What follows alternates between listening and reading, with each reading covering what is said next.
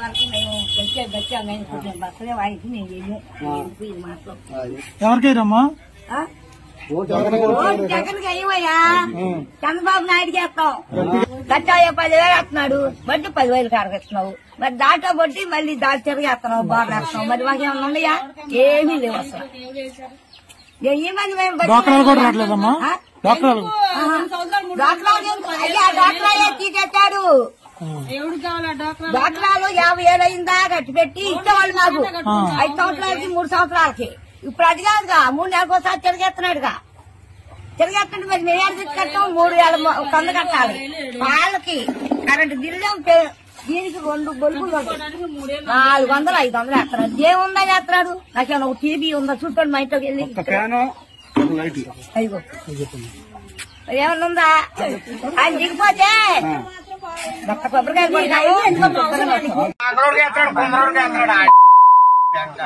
అడుక్కున్నాడు లేదు నాకు పెన్షన్ లేదు 68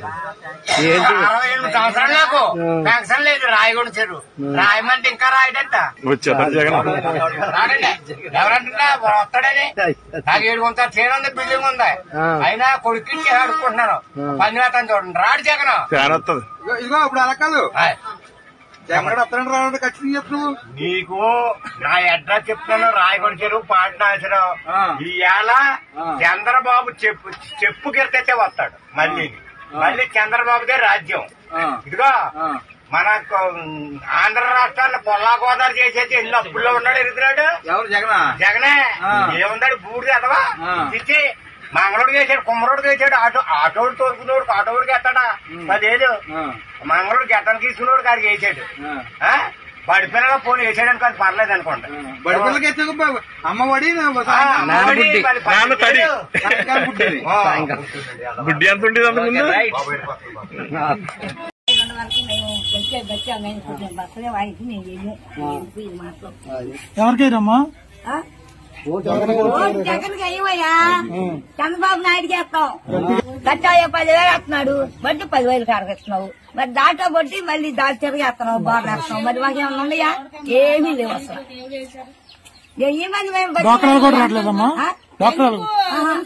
డాక్టర్లే తీసేస్తాడు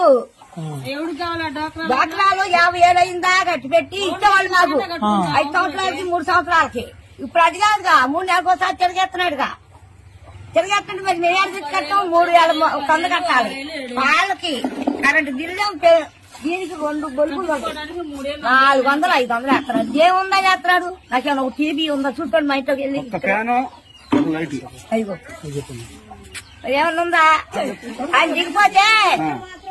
ఒక్క కొబ్బరికాయ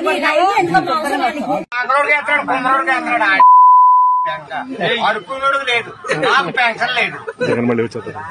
68 సంవత్సరాలు నాకు పెన్షన్ లేదు రాయగొండ చెరువు రాయమంటే ఇంకా రాయడంట రాడండి ఎవరంటున్నా వస్తాడని నాకు 7 ట్రైన్ ఉంది బిల్డింగ్ ఉంది అయినా కొడుకు అడుక్కుంటున్నాను పని వేస్తాను చూడండి రాడు జగన్ ఇదిగో ఇప్పుడు అలా కాదు జగన్ వస్తాడు రావడం ఖచ్చితంగా చెప్పు నీకు నా అడ్రస్ చెప్తున్నాను రాయగొండ చెరువు పాటనాశనం ఈవేళ చంద్రబాబు చెప్పు గిరితే వస్తాడు మళ్ళీ చంద్రబాబుదే రాజ్యం ఇదిగో మన ఆంధ్ర రాష్ట్రాన్ని పొల్లా గోదావరి చేసేది ఎన్ని అప్పుల్లో ఉన్నాడు ఎరుగుతున్నాడు ఎవరు జగనే